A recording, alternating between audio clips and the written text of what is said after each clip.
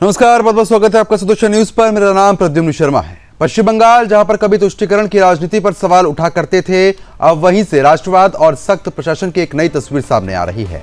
मुख्यमंत्री शुभेंदु अधिकारी ने सत्ता संभालते ही कुछ ऐसे फैसले लेने शुरू कर दिए हैं जिनकी गूंज कोलकाता से लेकर दिल्ली तक सुनाई दे रही है। एक तरफ मदरसों में वंदे मातरम अनिवार्य कर दिया गया है, दूसरी तरफ सीएए को जमीन पर उतारते हुए अवैध घुसपैठ के खिलाफ बड़ा अभियान शुरू हो गया है। और अब आरजीकर मामले में भी हाईकोर्ट ने एसआईटी जांच के आदेश को लेकर एक बार फिर से पूरे सिस्टम को कटघरे में खड़ा कर दिया है। सवाल यही है, क्या बंगाल अब बदल रहा है? क्या बंगाल में अब कानून और राष्ट्रवाद की नई राजनीति शुरू हो चुकी है? पश्चिम बंगाल में सत्ता परिवर्तन के बाद अब फैसलों की दिशा भी पूरी तरीके से बदलती हुई दिखाई दे रही है। मुख्यमंत्री शुभेंदु अधिकारी ने आते ही सबसे बड़ा फैसला लिया। राज्य के सभी सरकारी और सहायता प्राप्त मदरसों में सुबह की प्रार्थना सभा के दौरान वंदे मातरम गाना अनिवार्य कर दिया गया है। अब तक ये नियम सिर्फ सरकारी स्कूलों में लागू था, लेकिन अब मदरसों में भी राष्ट्रगीत गूंजेंगे। राज्य के अल्पसंख्यक मामलों और मदरसा शिक्षा विभाग ने इसके आदेश जारी कर दिए हैं।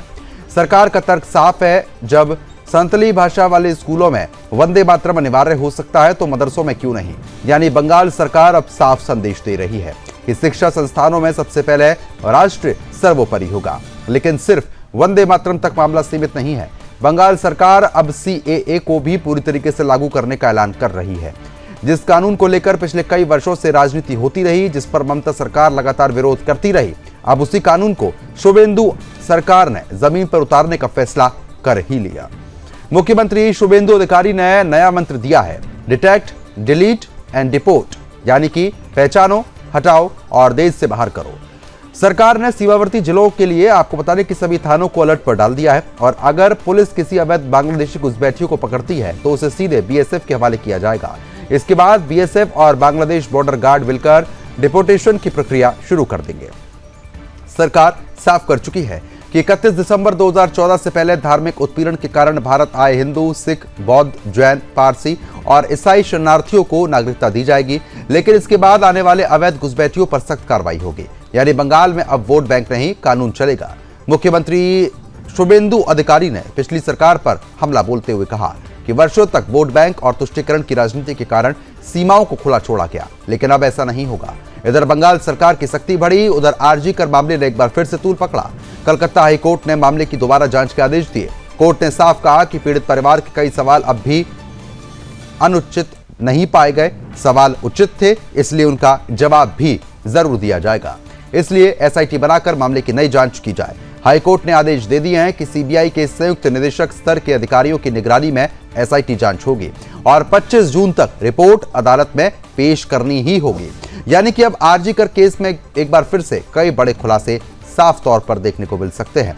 तो तमाम नई चीजें जो है अब वो सामने आ रही, जिससे जिहादी बौखला उठे हैं। सीएए हो या फिर राष्ट्रीय गान को लेकर इस तरीके के फैसले लेना, क्या शुभेंदु अधिकारी का मॉडल आने वाले समय में देश की राजनीति को नई दिशा देगा? और सबसे बड़ा सवाल यह है कि क्या बंगाल में अब तुष्टीकरण की राजनीति का अध्याय बंद होने जा रहा है? फिलहाल इन सवालों पर सियासत तेज है, लेकिन बंगाल की राजनीति अब पहले जैसी बिल्कुल नहीं दिख रही है।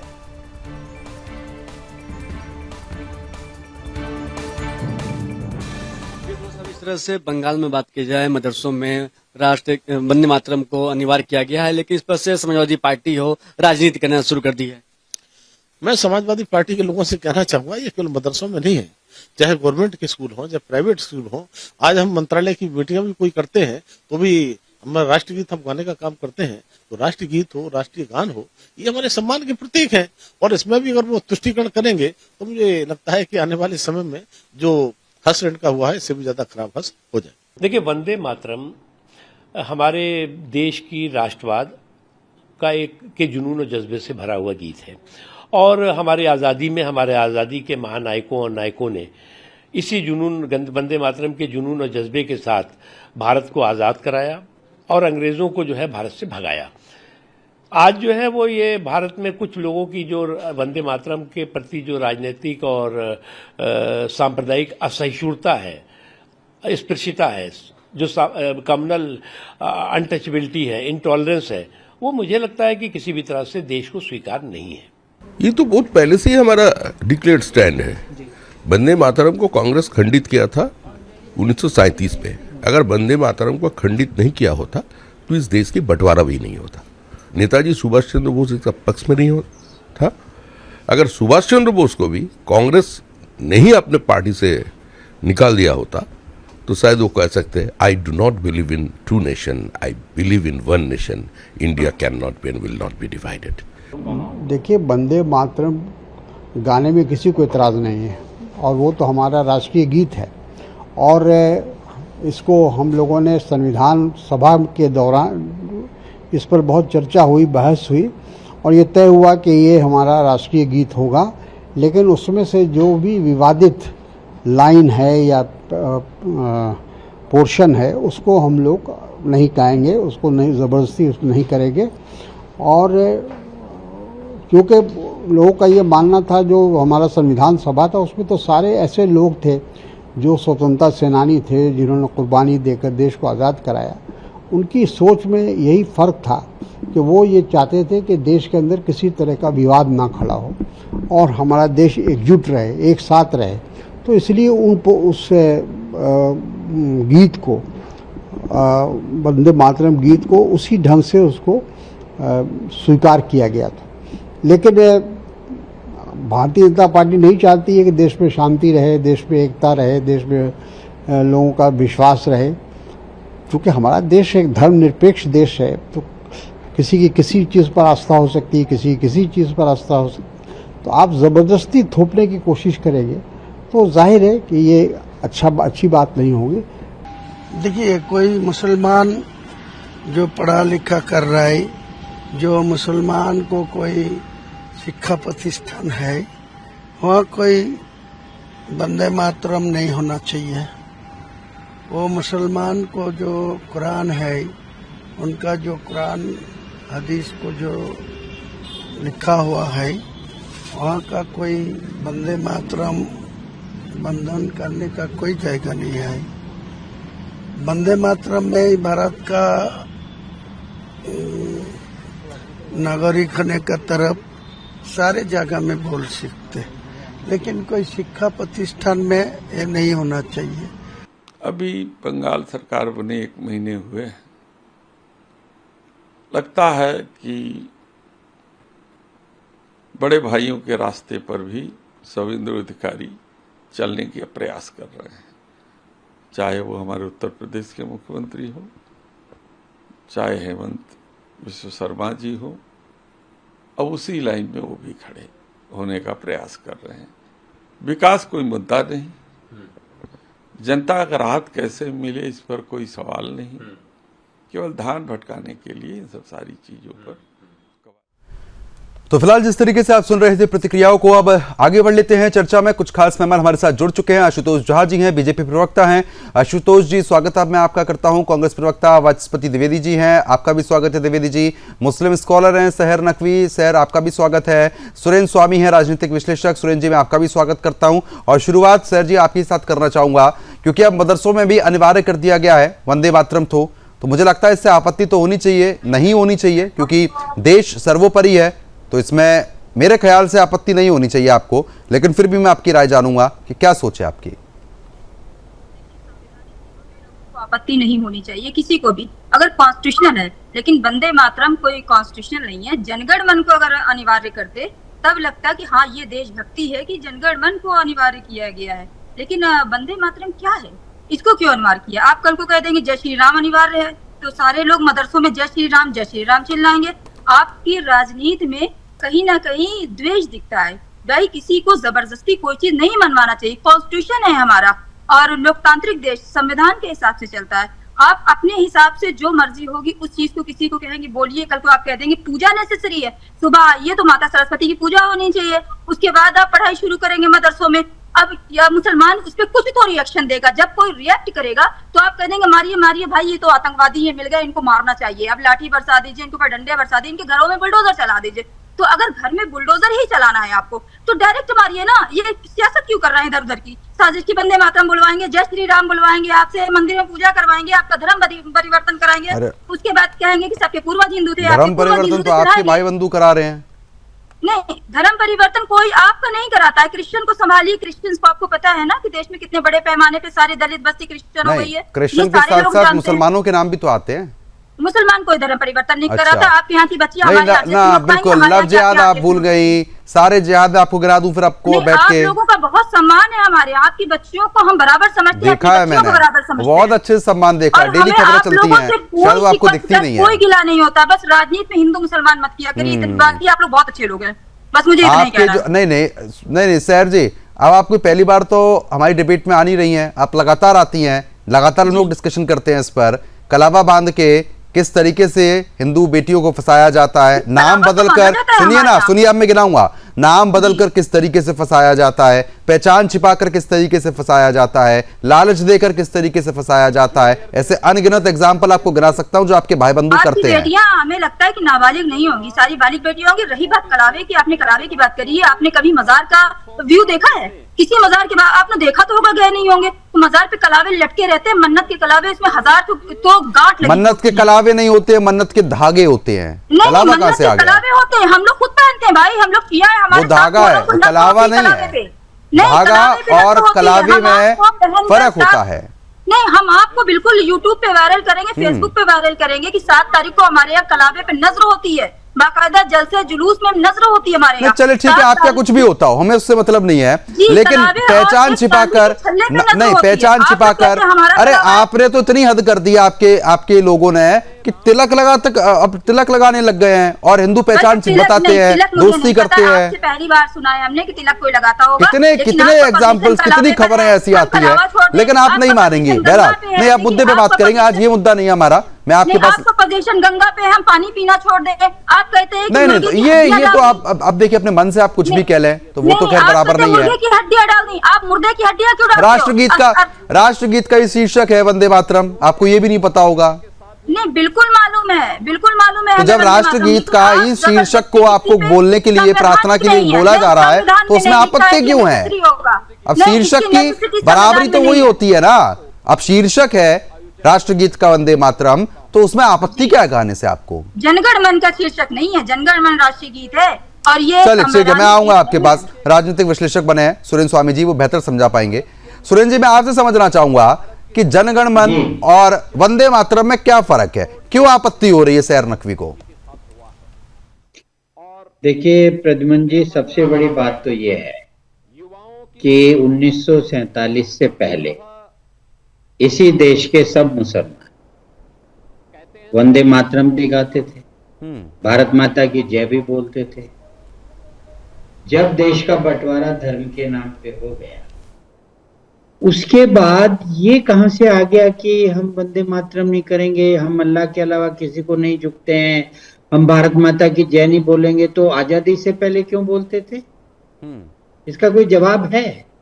इसका जवाब ये है कि जिस साजिश के तहत मुसलमानों के एक बड़े वर्ग ने यहाँ ठहरने का विचार किया, इनकी एक कॉन्स्पिरेसी थी, और उसके बाद उन्होंने ये सारी बातें शुरू कर दी। ये कह रहा था कि एक दीवार इन्होंने अपने चारों ओर बनाई और अपने आप को हिंदुस्तान की सभ्यता, संस्कृति और विरासत से अलग रखने का जो इनकी एक साजिश थी, उसी के हिस्से को अंजाम देने के लिए उन्होंने इस तरह से यहाँ रहना शुरू किया। वरना तो किसी को समझ में नहीं आता कि जब आप आजादी से पहले वंदे मातरम मिलकर हिंदुओं के साथ गाते थे, नारे लगाते थे, तो ऐसा क्या हुआ कि आपने आजादी के बाद इसको एक धर्म का मोड़ देके और एक इस तरह से कहना शुरू कर दिया कि हम किसी के आगे नहीं झुकते, हम किसी को नहीं करते, और चाइना तुम्हारी दाढ़ी कटवा दे, तुम्हारी किताबें हटवा दे, तुम्हारे हलक में से डाल के जीभ निकाल ले, तो वहां कुछ नहीं, उस पर एक शब्द नहीं बोलेंगे। तो ये इन्होंने हिंदुस्तान में एक उसके तहत ये कार्रवाई हो रही थी। जब पार्लियामेंट में, असेंबलीज में भी हुआ तो वही दबाव हुआ जी, हम नहीं ये बोलेंगे, हम वो नहीं बोलेंगे, तो एक ही अंतरा रह गया। अब इतने सालों बाद इस सरकार को होश आया कि वंदे मातरम तो वो गाना था जिसको गा गा करके सब मिलके लड़े थे, तो उन्होंने इसके कानून बना दिए, इसको जनगण मन के बराबर कर दिया। और अब तो ये है कि कहीं भी ऑफिशियल फंक्शन में अगर जनगण मन भी होना है और वंदे मातरम होना है, तो पहले वंदे मातरम होगा, और उसका एक अंतरा नहीं, अब सारे के सारे 6 अंतरे पढ़े जाएंगे, हर ऑफिशियल फंक्शन में होगा। और उसमें लिखा है कि जो शिक्षा के जो एरियाज हैं जो पब्लिक एजुकेशनल इंस्टीट्यूशंस हैं, उन एजुकेशनल इंस्टीट्यूशंस में भी स्टेट गवर्नमेंट्स को इन्हें बढ़ावा देना चाहिए यानी कि और राष्ट्र दिन की को शुरुआत बिल्कुल इस काम से करनी चाहिए। ठीक है, राष्ट्र को तो guideline सर्वोपरि करते हुए आगे बढ़ाने की जो कोशिश है वो साफ तौर पर यहाँ पर देखने को मिल रही है। ठीक है, मैं आपके पास भी लौटूंगा, और भी खास मेहमान हमारे साथ बने हुए हैं, उनका भी एक बार रुक कर लेता हूं मैं, क्योंकि सहर जी जो बातें कर रही हैं वो साफ तौर पर ये तो दर्शा रहा है कि कहीं ना कहीं वो इसके विरोध में है। लेकिन द्विवेदी जी, मैं उम्मीद करूंगा कि कांग्रेस तो समर्थन करेगी, राष्ट्र हित में फैसला लिया जा रहा है, वंदे मातरम गाने के लिए बोला जा रहा है, तो क्या गलत है?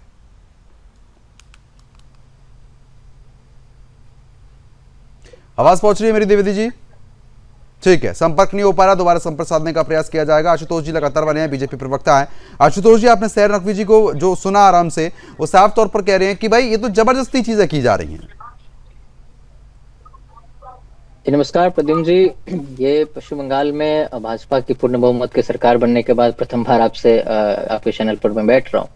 हमने ये चीज देखी है, ये जो सहर नकवी जी जो कह रही है, उन लोगों को ये आदत लगा था पिछले 15 वर्षों में, जब योगी जी, जिनका अभी हम लोग बाइट सुन रहे थे, वो आकर यहाँ कहे थे ना कि अब कठमुल्लों की संस्कृति यहाँ नहीं चलेगी। भाई, एजुकेशनल इंस्टीट्यूशन में वंदे मातरम नहीं गाया जाएगा तो क्या गाया जाएगा? आप सरकार से एड लेंगे, आप सरकार से आर्थिक अनुदान लेंगे, और उसके बाद हमारा आप राष्ट्रगीत नहीं गाएंगे? ये कैसी धृष्टता है? लेकिन पश्चिम बंगाल में जब आप भाजपा की सरकार बनी है, आपने हमें वोट नहीं दिया, ये चीज हमारे मुख्यमंत्री शुभेंदु अधिकारी जी बार बार स्पष्ट कर रहे हैं। सरकारी मदद पूरी चाहिए, हमें नहीं मिला, हमें वोट चाहिए। आशुतोष जी, सरकारी मदद तो पूरी चाहिए इन लोगों को, बिल्कुल, लेकिन वंदे मातरम नहीं गाएंगे। वही मैं कहना चाह रहा हूँ कि भारतीय जनता पार्टी की सरकार बनी है, अब उन्हें भूल जाना चाहिए सपना कि पश्चिम बंगाल में लुंगी पहनकर हम पुलिस वालों को पीटेंगे। आप सभी ने देखा होगा पार्क सर्कस में जब ये उपद्रव करने के लिए पिछले शनिवार को आए थे, तो किस तरीके से उनको लाठी डंडों से दौड़ाए गए। ये नया पश्चिम बंगाल है, यहाँ पर कानून को मानना पड़ेगा, यहाँ पर राष्ट्रवाद को मानना पड़ेगा, देश की संस्कृति को मानना पड़ेगा। कठमुल्लों की संस्कृति अब पश्चिम बंगाल में नहीं चलेगी। किसी भी राज्य में, अन्य राज्यों में ये चीज मानी ही जाती है। पश्चिम बंगाल के लोगों ने इनको एक अलग देश बनाने का एक ऐसा 15 वर्षों का है, आदत है। लेकिन अब जो है पश्चिम बंगाल में चूंकि भाजपा की सरकार है, हमारा यह कर्तव्य बनता है, क्योंकि लोगों ने हमें इसलिए चुन के भेजा है। इन लोगों की ऐसे अलोकतांत्रिक गैर राष्ट्रवादी इरादों को देखते हुए ही हमें चुना गया है। हम ये क्या सोच रहे नहीं सोच रहे उसको अब कंसिडर ही नहीं कर रहे। हमने भारतीय जनता पार्टी आई थी कि यहाँ पर राष्ट्रवादी सरकार बनेगी, और इसलिए हमने मदरसों में किया। अगर इनको नहीं मानना है तो भाई ये सरकारी अनुदान छोड़ दें। हमने केवल सरकारी मदरसों में ये चीज स्पष्ट किया कि राष्ट्रगीत गाना होगा। आप सरकारी अनुदान छोड़कर अन्य अपने जो भी बनाना है, प्राइवेट बॉडीज बनाइए, वहां आपको जो गाना है गाइए, जो नहीं गाना बताइए। तैयार हैं आप सहर जी? लेकिन सरकारी अनुदान छोड़िए, आप लोग बनाइए अपना प्राइवेट। क्यों, हम टैक्स नहीं देते क्या सरकार को? हम भी तो टैक्स देते हैं, हमारे टैक्स के पैसे पे सरकार का योगदान होता है कि कुछ नहीं होता है? देश में हमारा कोई योगदान नहीं है। तो जब नहीं, अब आपको योगदान और टैक्स की बात याद आ गई, लेकिन राष्ट्र हित के लिए गीत गाने में आपको क्या फिर आपत्ति है? राष्ट्रहित नहीं है, ये आप लोग परेशान करने के लिए कर रहे हैं। राष्ट्रहित क्या है इसमें बताइए? कौन सा संविधान है ये? संविधान के कहाँ पर लिखा है? किस पैरा में लिखा है? किस लेसन में लिखा है? हम लोग पूरे पश्चिम बंगाल में सुबह 4 बजे से इनका अजान सुनते आए हैं। अभी सरकार ने एक गाइडलाइन दिया है तो इन्होंने लाउडस्पीकर का आवाज कम किया। हम इनका दिन में 5 बार नमाज सुने, लेकिन ये एक बार वंदे मातरम नहीं गा सकते अपने मदरसों में, तो आप समझ सकते हैं कि इनकी मंशा क्या है। नहीं, अभी तो वंदे मातरम की बात है। अगर जनगण मन की बात होती तो आप वो भी गाने को तैयार नहीं होती, उसमें भी कोई ना कोई नुक्सा आप लोग निकाल देते। नहीं, अब आने वाले समय में ये भी हो जाएगा, जनगण मन भी अनिवार्य हो जाएगा, वो भी नहीं करेंगे आप लोग। वो संवैधानिक रूप से अधिकृत है और उसको हम सब मानते हैं, वो गाएंगे। लेकिन अगर वंदे मातरम आप कह रहे हैं तो ये आपने खुद बना दिया है। आप गौ के माता कहें तो क्या हम भी माता कहेंगे? हाँ, सब कुछ हमने खुद ही बना दिया है। अब हिंदुस्तान में रह के भारत की बात नहीं आपको करनी, भारत के राष्ट्रगीत आपको नहीं गाने। सुनिए ना, नहीं आप सुनिए, अब आप सुनिए, नहीं आप सुनिए। अब ये कोई पाकिस्तान या वो दूसरा देश थोड़ी ना है जहां पर आप लोगों का, नहीं सुनिए ना, अब ऐसे नहीं होता ना, अब आपको सुनना भी चाहिए थोड़ा सा। अब कोई पाकिस्तान तो है नहीं ये जो पाकिस्तान का कानून चलेगा। जब आप भारत में रह रहे हैं, हिंदुस्तान में रह रहे हैं, सरकारी मदद आपको चाहिए, नहीं सरकारी अनुदान आपको चाहिए, आपका मदरसा सरकारी पैसे पे भी लगातार आगे बढ़ता है, वो भी आपको चाहिए, लेकिन राष्ट्रगीत आप नहीं गाएंगे। लोकतांत्रिक गवर्नमेंट टेम्परेरी होती है, नॉट परमानेंट। इस चीज को याद रखिएगा, ये लोकतंत्र है। आप जो कह रहे हैं परमानेंट नहीं है क्या? नहीं, तो परमानेंट नहीं है। अरे तो आप लोगों को, मुझे लगता है ना, आप लोगों की जो मानसिकता है ना, आप लोग इसी इंतजार में बैठे हैं। सुनिए ना, परमानेंट नहीं रही। आप लोग मुझे लगता है इसी इंतजार में बैठे हैं कि जैसे बीजेपी जाएगी फिर हम अपना रौद्र रूप दिखाएंगे, लेकिन ये असंभव है, कांग्रेस से मतलब ये असंभव है। पॉलिटिशियन नहीं हूँ मैं, कोई पॉलिटिशियन नहीं हूँ, आप लोग जानते हैं अच्छे से। मैं एडवोकेट हूँ, न्याय की बात करती हूँ, आप लोग न्याय की बात करते ही नहीं है। पता नहीं नफरत इतनी कहाँ से नहीं, जब आपको भारत नहीं, जब आपको राष्ट्र के लिए आप गीत नहीं गा सकती हैं, लेकिन उसके कानून का पालन कराने के लिए आप एडवोकेट बनी हुई हैं, तो फिर आप नहीं, भारत के कानून को भी आप नहीं मानेंगी फिर तो। के लिए जय श्री राम थोड़ी गाएंगे, तो जय श्री राम गाने के लिए आपको बोल कौन रहा है? क्यों हम किसी अब आपको सिर्फ आसनसोल में आपको याद है आपके भाई बंधु गए आसनसोल थाने में, अल्लाह अकबर चिल्लाने लग गए। देखिए वो अल्लाह अकबर कोई गलत बात नहीं, अल्लाह अकबर खुदा मेरा सबसे बड़ा है। और अच्छा, कुछ गलत आपकी तो जय श्री राम गलत है, भगवान को सब लोग याद करते हैं। जय श्री राम गलत। अच्छा तो एक काम कीजिए ना, नहीं सुनिए अल्लाह अकबर, अच्छा सुनिए ना, अपनी मस्जिद में या नमाज पढ़ते टाइम जैसे सड़क आप लोग घेर लेते हैं तो वो भी नहीं हो पाएगा। जब आप बोले अल्लाह अकबर समझ में आता है, थाने में जाके तोड़फोड़ आप लोग कर रहे हैं, मार पीट रहे हैं और फिर चिल्ला रहे हैं अल्लाह अकबर, ये सही है? थाने में मारपीट करना मैंने पहले भी कहा था गलत है, तोड़फोड़ करना गलत है। देखिए विरोध में जो प्रोटेस्ट आदमी करता है शांतिपूर्ण होना चाहिए, इस तरह से मतलब वायलेंस नहीं होना चाहिए, शोर शराबा नहीं होना चाहिए, गलत काम नहीं होना चाहिए। लेकिन आप ये कहें कि अब देखिए आपने कहा शोर शराबा नहीं होना चाहिए, शोर शराबा नहीं होना चाहिए। अब नहीं, शोभेंदु सरकार ने ये भी कहा है कि थोड़ा सा अपना लाउड स्पीकर जो है उसको थोड़ी आवाज कम कर ली जाए ना। अब देखिए अब उसमें लोगों को दिक्कत होती है ना। देखिए पब्लिक फैसिलिटी के लिए हमने कहा ना कि ये सब ठीक है, अगर उन्होंने कह दिया भाई चीफ मिनिस्टर है उनका पूरा सम्मान है, अगर ये कह रहे हैं स्लो कर लो तो स्लो कर लेना चाहिए। सारे लोग रहते हैं, हो सकता है किसी को डिस्टर्ब, कोई हार्ट पेशेंट हो, कोई प्रॉब्लम हो किसी को, इसमें कोई इशू नहीं है। लेकिन आप जबरदस्ती कहेंगे चलिए आपका धर्म हिंदू था, मतलब राष्ट्र के लिए आप लोग नए गीत गाएंगे ना, ये मान ले हम? नहीं कोई नहीं गाएगा, बिल्कुल नहीं गाएंगे। बस ठीक है, ये स्पष्ट हो गया। खैर आपने अपनी मानसिकता दर्शा दी है, आपके भाई बंधुओं को भी यही वो आपकी जो मानसिकता है भाई बंधुओं की वो भी यही है, सिर्फ अल्लाह अकबर चिल्लाना है, तोड़फोड़ करनी है, पत्थरबाजी करनी है। सुरेंद्र जी बताइए, गलत कह रहा हूं तो बताइए। नहीं वो तो ऐसा है ना कि अब तो कानून बन गया, जहाँ पे वंदे मातरम गाया जा रहा है वहां पर अगर ये होंगी मोहतरमा और गाएंगी नहीं तो इनको जेल होगी, सजा होगी। वो जो नेशनल सिंबल्स हैं उसका अपमान का हम यूपी में रहते हैं, तो उससे कोई फर्क नहीं पड़ता। देखिए मैंने आपसे कहा ना प्रद्युमन जी कि जो लोग आजादी से पहले आगे बढ़ बढ़ के मुसलमान गाते थे वो अब क्यों नहीं गा रहे? वो इसीलिए नहीं गा रहे हैं कि वो अपनी उस जो साजिश थी उसको आगे बढ़ाने के लिए कि कहीं ऐसा नहीं हो कि हम इस देश की संस्कृति का हिस्सा बन जाए। इसीलिए ये सारा झगड़ा है। जब देश का बंटवारा धर्म के नाम पे हुआ तो उस समय सबको मालूम था ना कि भाई ये हमें मुसलमानों को पाकिस्तान मिला है और हिंदुओं को हिंदुस्तान मिला है। आपने ये तय किया कि हम यहीं रहेंगे। जब आपने तय किया, जिसने भी तय किया कि वो यहाँ रहेगा, तो उसे मालूम नहीं था क्या कि यहाँ पे क्या रहना है? वो सबके सामने स्पष्ट था। लेकिन आपकी तो मंशा दूसरी थी ना, उस मंशा के चलते। लेकिन और फिर ये वंदे मातरम तो बंगाल का अपना गीत है, ये तो बंगाल का अपना गीत है, कोई दूसरी जगह से यहाँ पे सुनाया जा रहा है।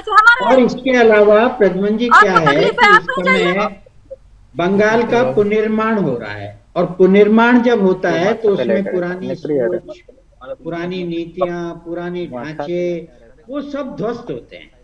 बिल्कुल ध्वस्त होते हैं तो लोगों को कष्ट होगा, वो जिहादियों को कष्ट हो भी रहा है। ऐसे जिहादी मानसिकता वाले आ रहे हैं सामने, मैं आऊंगा आपके पास। लेकिन आशुतोष जी, सरकारी मदद फिर तो ऐसे मदरसों में बंद कर देनी चाहिए जब ये राष्ट्रगीत गाने को तैयार नहीं हो रहे हैं, क्योंकि सैर जी तो साफ बोल ही गई हैं कि भाई हम नहीं गाएंगे। देखिए प्रद्युम्न जी, सबसे पहले ये स्पष्ट कर दे कि पश्चिम बंगाल बंकिम चंद्र चटर्जी की जमीन है। बंकिम चंद्र चटर्जी ने लिखा राष्ट्रगीत, और पश्चिम बंगाल में अब जो सरकार है वो उनके गीत को दोहराएगी, सबसे दोहरवाएगी भी। जो लोग ये सपना देख रहे थे, आप लेटर हेड भी देखेंगे, मुख्यमंत्री ममता बनर्जी उर्दू लिखती थी अपने मुख्यमंत्री के लेटर हेड पे। आज शुभेंदु अधिकारी जी ने जो लेटर हेड बनाया वहां से उर्दू को हटाया है, क्योंकि पश्चिम बंगाल बंगाली हिंदुओं की जमीन है। और बंगाली हिंदू जो चटर्जी, बंकिम चंद्र चटर्जी, उन्होंने राष्ट्रगीत लिखा था। इसलिए शहर नकवी जी जो अभी कह रहे थे कि हम लोगों ने खुद से लिख लिया, इस पर मैं अपने पार्टी की तरफ से स्ट्रॉन्ग ऑब्जेक्शन देता हूं। यह बंकिम चंद्र चटर्जी का अपमान है। वो जो भी स्कॉलर हो, एडवोकेट हो, मैं भी प्रैक्टिसिंग एडवोकेट हूं, लेकिन राष्ट्र के एम्ब्लेम से जनगण मन है राष्ट्रगीत, सर्च कर लीजिए। अरे आप तो कुछ नहीं मानेंगे, आप तो जनगणमन ने वो भी नहीं मानेंगे अगर सरकार ने उस पर भी लागू कर दिया कानून तो वो आप नहीं मानेंगे। आप तो कोई जिहाद मानने को तैयार नहीं है। आप ना मुझे वकील नहीं लगती हैं, सुनिए ना सैर जी, आप वकील नहीं लगती हैं, आप ऐसे जिहादियों के लिए बचाव के लिए तुरंत उतर आती हैं। आप पत्रकार पे नहीं लगते। नहीं तो मैं तो नहीं, मेरा काम जो है मैं तो वो बता ही रहा हूँ। आपके भाई बंधु जो कर रहे हैं, आपके भाई बंधु जो कर रहे हैं, मैं तो वो दिखा रहा हूँ। देखिए लॉ से चलना चाहिए। आपके मजहब में बहुत सारी चीजें हैं, लेकिन आप लोग करते हैं ना जिनकी मनाही है। आप लोग अकॉर्डिंग टू लॉ आप नहीं, आप राष्ट्रगीत गाएंगे नहीं, राष्ट्र में समर्पित किसी चीजों में इन्वॉल्व होंगे नहीं, हिंदू बहन बेटियों को आप जाल में फंसाएंगे, हिंदू बहन बेटियों को जाल में फंसाएंगे, तो ऐसे लोगों की आवश्यकता ही क्या है फिर हिंदुस्तान में? पाकिस्तान चले जाइए। बहरहाल अब समय कम है। आप तीनों खास मेहमानों का बहुत बहुत शुक्रिया हमारे साथ जुड़ने के लिए, इस मुद्दे पर चर्चा करने के लिए। तो वंदे मातरम अब गाना पड़ेगा और घुसपैठियों पर कड़े से कड़े प्रहार की जो तैयारी है वो शुभेंदु सरकार लगातार कर रही है। जितने भी घुसपैठिए हैं उनको अब तुरंत आपको बता दें कि बंगाल से बाहर फेंकने की तैयारी शुरू कर दी गई है। देखने वाली बात यह होगी कि आने वाले समय में और क्या क्या अहम पहलू जो है वो निकलकर सामने आते हैं। फिलहाल अभी के लिए सिर्फ इतना ही। नमस्कार।